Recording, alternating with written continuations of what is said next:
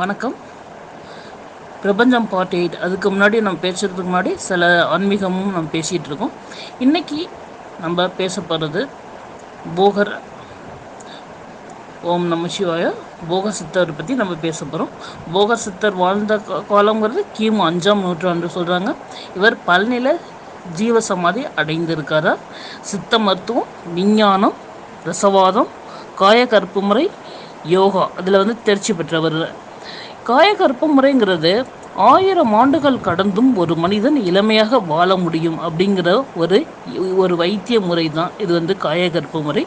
அதுலேயும் தேர்ச்சி பெற்றவர் தான் இவர். பழனி தண்டாயுதபாணி சிலை, நவபாசன சிலை அதை நிறுவியவர் தான் போகர். இந்த நவபாசன சிலை எப்படி அவங்க செய்கிறாங்கங்கிறது நான் உங்களுக்கு சொல்கிறோம். நவபாஷனம் 4448 மூலிகைகள், 81 உபசித்தர்கள் இருக்காங்க. அந்த 81 உபசித்தர்களும் 81 பாஷணங்கள் செய்கிறாங்க. அது 81 பாஷணங்களும் 9 கலவையாக கடைசியில் வருது. அந்த 9 கலவையும் விதவிதமான 9 டிஃப்ரெண்ட் டைப்பான எரிபொருளால் அதை சூடு பண்ணுறாங்க. அந்த 9 விதமான வடிகட்டி முறையில் வடிகட்டி மண்ணுக்கடியில் வச்சிடுறாங்க. அது கொஞ்ச நாள் கழித்து எடுத்து அபிஷேகம் பண்ணி வலிமைமிக்க மந்திரங்கள் சொல்லி நவபாசன சிலை உருவாக்கப்படுகிறது. இந்த நவபாசன சிலை பார்த்திங்கன்னா ஒரு நூலிலை ஒரு தப்பாக செஞ்சால் கூட அது விஷமாக மாறும். கரெக்டாக செஞ்சாக்கா அதோட சிறந்த மருந்து கிடையாது. அது பழனியில் கரெக்டாக செஞ்சது போகர் சித்தர் தான். அது நம்ம வழிபடும்போது நம்ம உடம்புல உள்ள 7 சக்கரங்களும் சரியாக வேலை செய்யும். இது 100% உண்மை.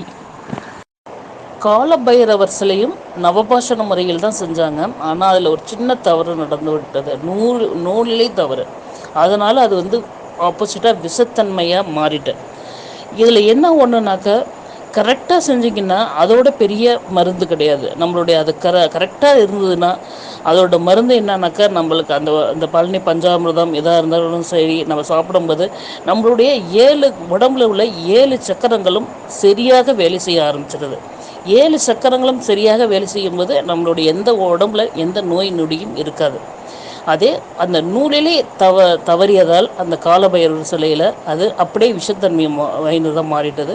இன்னமும் அது அபிஷேகம் பண்ணும்போது விரல் நுனி கூட படாமல் தான் பண்ணுறாங்க. அந்த மாதிரி ஒரு தன்மை வந்தது தான் நவபாஷணம் சிலை. போகர் சித்தர் பற்றி நிறைய விஷயங்கள் சொல்லணும்னா நிறைய மணிக்கணக்கில் சொல்லலாம். அவ்வளோ அற்புதங்கள் பண்ணியிருக்காரு அவரோடது. அவர் ஒரு பூனைக்கு ஒரு மந்திரம், அந்த பூனை மந்திரம் சொல்லியிருக்கு. அது ஒரு அதிசயம். ஒரு சிங்கத்துக்கு ஒரு அடுத்த பிறவியில் ஒரு ராஜவம்சத்தில் நீ பிறப்பன்னு ஒரு ஆசீர்வாதம் வழங்கியிருக்காரு. இன்னும் நிறையா மண்ணை பொன்னாக்குறது, அதே மாதிரி செம்பு இதெல்லாம் நிறைய பொண்ணாக்கியிருக்காரு. அதில் புத்தகத்துலேயும் எழுதியிருக்காரு. அதில் நிறைய மக்கள் அந்த அந்த ஒரு மூலிகையை தேடி போயிருக்காங்க. இன்ன வரைக்கும் கண்டுபிடிக்க முடியலை. ஏன்னா சித்தர்கள் எழுதுறது சித்தர்களுக்கு மட்டுமே தெரியும். இது மனிதர்களுக்கு புரியாதது தான்.